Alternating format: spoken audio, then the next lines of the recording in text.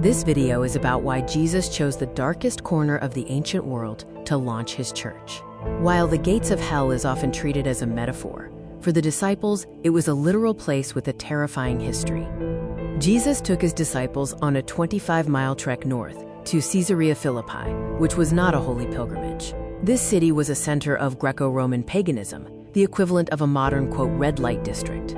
Layer 1. The pre-Roman era. This geography was spiritually mapped as a domain of dark powers. The Book of Enoch identifies Mount Hermon as the site where fallen angels descended, and the region was ruled by kings associated with giants.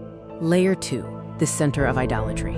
Just south of Mount Hermon, King Jeroboam built a sanctuary with a golden calf. This area became a hub for Baal worship, leading to apostasy. This was the historic epicenter of rebellion against God.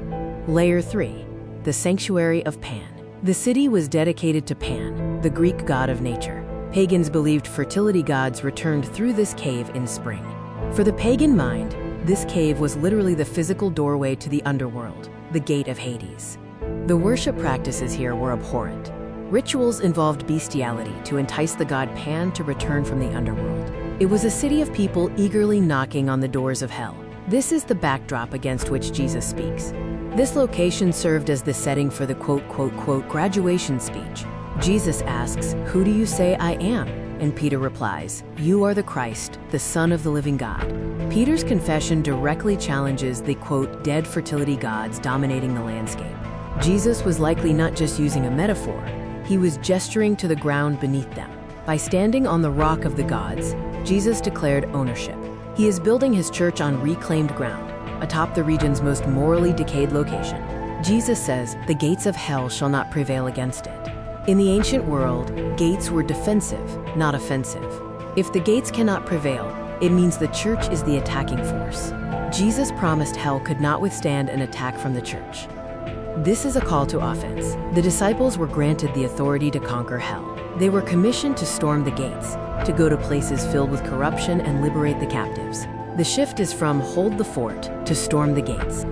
Immediately following this declaration, Jesus issued a warning. What good is it for a man to gain the whole world and yet lose or forfeit his very soul? In a city where false gods promised the world, Jesus demanded total allegiance. The modern choice is bunker versus battlefield. The defensive posture hides in safety and avoids offense. The offensive posture means proclaiming truth without shame and entering the pagan spaces of our culture, not to participate, but to redeem. Our churches and schools are not meant to be bunkers where we hide. They are staging areas where God's people are equipped to march out. Jesus knows the pagan world will resist, but he challenges us to go there anyway. "I will build my church, and the gates of hell shall not prevail against it." The gates are locked. The world is waiting. We are the ones knocking them down.